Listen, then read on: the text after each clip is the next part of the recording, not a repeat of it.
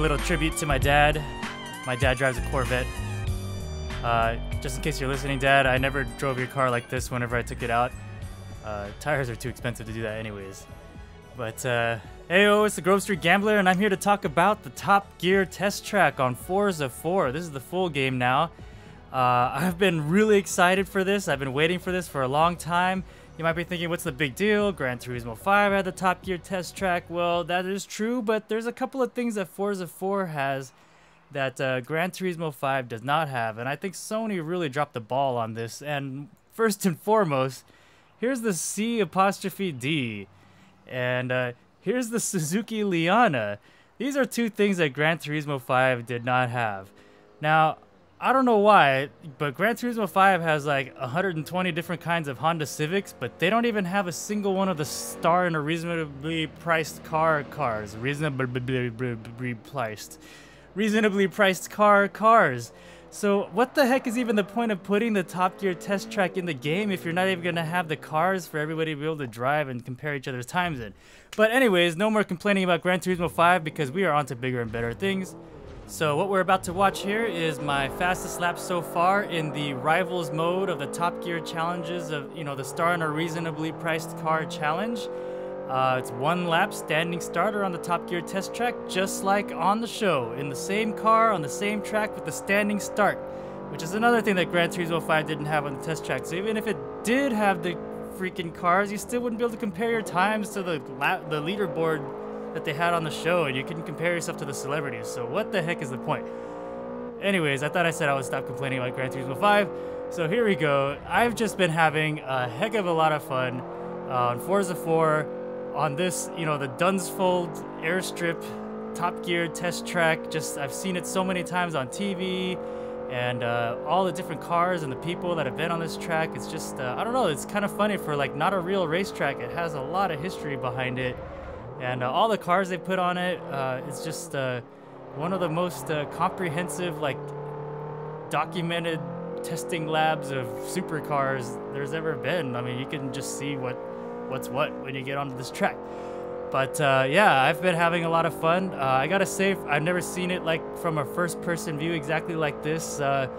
And it was a little bit different than what I was expecting, especially this section coming right here through the tires. I didn't know that that's like what it would look like in real life from the driver's seat. And speaking of that, actually, this has got to be the first driving game I've ever played where, like, not only is this in-car view like usable, but I actually prefer this now. Like, it just feels so natural. I just glance up at the rear view mirror. There's the ghost car. I'm in front of him. I'm about to beat his time, and like I just love the in-car view. As you can tell, I've been using it all this time. And there we go, I beat my rival. This is again Rivals mode, which I explained in the demo, and my time was 1:44.092, which puts me in 4th place. I mean, if I was a star and they put me on the show, I would be in 4th place, just ahead of Tom Cruise. So suck it, Tom Cruise, I'm faster than you. And he's off the line. Watching the replay here. This is the part where they usually show like the shot of the star inside the car bogging 2nd gear or complaining about how slow the car is or whatever. But these replays are great. They use a lot of the same camera angles as the actual show. They even got the same sleepy cameraman at the first turn, like kind of missing the car a little bit there. But it really very much looks just like the real thing. I can't tell. Is this real life? Is this real life? Or is this a video game? Can't even tell anymore. In through Chicago. Very neat and tidy through there. And, you know, I never could figure out how to do the exit of that turn because they never show it on the show, because this is another section where they show the person inside the car. So, but I've seen a lot of different people on the leaderboards doing it in different ways. No drama under braking there, coming into the hammerhead. Will there be understeer? No, he keeps it nice and composed through the exit. This is a very clean lap, and this is where I go, oh, but it looks so slow. And Jeremy Clarkson says, oh, but when it looks slow, that's when you're going fast. And on through the follow-through. Will he lift? No, it doesn't look like he did. On through the tires. Oh, that's very quick indeed. And into the penultimate turn. Oh, I have to say, this turn right here, I freaking nailed this. I'm never gonna hit this better than this ever. Oh, it's just so clean. I was going so fast. And into Gambon. And across the line. Having a little too much fun with that, I think. But that was the C''D. And now here is the Suzuki Liana, the original reasonably priced car. And if you want to compare yourself or see how you stack up against real-world Formula 1 drivers, this is the car you need to drive. Because this is the one that all the Formula 1 drivers have been driving since the beginning of the reboot of Top Gear. So if you want to see how you stack up, try it out. And, you know, there's something really familiar about the way this car just looks. It looks a little too shiny, honestly, but not quite beat up enough. But, yeah, it just, even though we've never had this car in the United States, it just feels familiar just because of the long history on the show and all the people that have driven it and everything that we've learned from Top Gear and the Suzuki Liana. Here's to all that. Anyways, there's no like special leaderboard or event for this car and this track, so I actually got here using just the regular, the quick race mode with the time trial, selected this track and this car.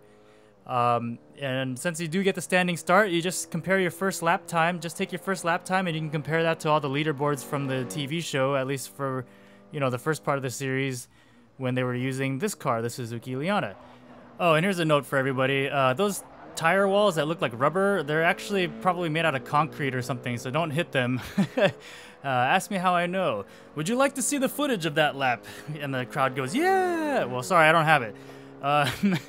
But yeah, you know, honestly, Forza 4, this game is just awesome. Gran Turismo, I'm sorry you fell off. You may have the most cars, you may have the most tracks, you may have the most detailed, you know, sound recordings of all the shift knobs or something, but when it comes to real racing action that really feels like real racing, Forza is where it's at now. I'm telling you people, and I'm saying this as a diehard Gran Turismo fan since Gran Turismo 1. But now, this is the real racing game, I'm telling you guys. On into Gambon and across the line. So my time there was 1:47.082. So that would put me at 3rd place on the celebrity leaderboard for the Liana, which puts me just in front of Simon Cowell. So suck it, Simon Cowell, I'm faster than you too. So anyways, that's it for today. Thanks everybody for tuning in. I'm the GroveStGambler. Stay safe on the roads out there. Thank you and good night.